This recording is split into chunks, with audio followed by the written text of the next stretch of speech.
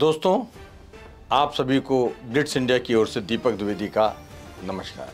आज हम बात करेंगे बांग्लादेश के ताज़ा राजनीतिक हालात और वक्फ संशोधन अधिनियम 2024 के बारे में। ये दोनों ही अलग अलग जगहों पर इनका अलग अलग महत्व है और राजनीतिक दलों ने अपने अपने स्तर पर अलग तरीके से विरोध जताया है। बांग्लादेश की कमान 84 साल के मोहम्मद यूनुस को दी गई है। मोहम्मद यूनुस नोबेल पुरस्कार विजेता है। उनको बांग्लादेश का प्रमुख बनाए जाने की उपलक्ष्य में प्रधानमंत्री नरेंद्र मोदी ने उनको शुभकामनाएं दी हैं। देश में शांति और अल्पसंख्यकों खासकर हिंदुओं की सुरक्षा को देखभाल करने की उनसे अनुरोध किया है। ये फैसला तब लिया गया है जब पूर्व प्रधानमंत्री शेख हसीना की सरकार को गिरा दिया गया और संसद को भंग कर दिया गया।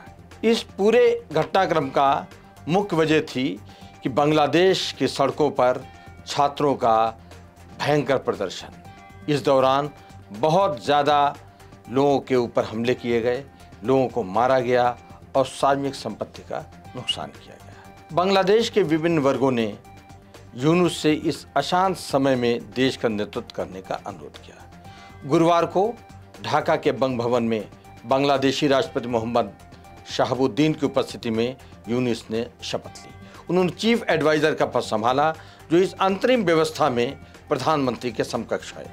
उनकी 16 सदस्यीय सलाहकार परिषद में पूर्व शीर्ष राजनयिक, सैन्य अधिकारी, तकनीकी विशेषज्ञ और छात्र आंदोलन के प्रतिनिधि शामिल किए गए हैं। ये परिषद इस महत्वपूर्ण संक्रमण काल के दौरान बांग्लादेश में स्थिरता लाने का प्रयास करेगी। अब बात करते हैं कि इस अंतरिम सरकार में किसे क्या जिम्मेदारी दी गई।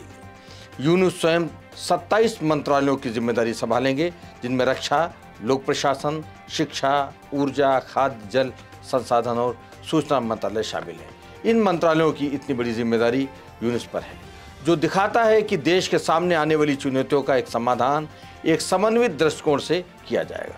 इस अंतरिम सरकार में कुछ प्रमुख नियुक्तियां भी की गई हैं। उदाहरण के लिए मोहम्मद तौहीद हुसैन को विदेश मंत्रालय का प्रमुख बनाया गया है।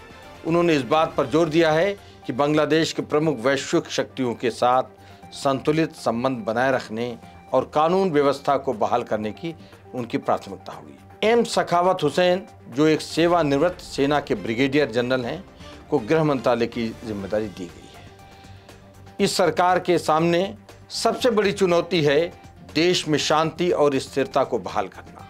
हाल ही में भड़की हिंसा में 500 से ज़्यादा अधिक लोगों की जान चली गई है और इसका सबसे बड़ा शिकार हुए हैं अवामी लीग के नेता और समर्थक, साथ ही अल्पसंख्यक समुदाय के लोग। ऐसे में यूनुस और उनकी सरकार के लिए सबसे महत्वपूर्ण काम है कि वो इन सभी धड़ों को मिलाकर देश में शांति की स्थापना करें और नए चुनावों के लिए रास्ता प्रशस्त करें। बांग्लादेश में इस राजनीतिक अस्थिरता का असर न केवल देश पर बल्कि उसके पड़ोसी भारत पर भी पड़ा है।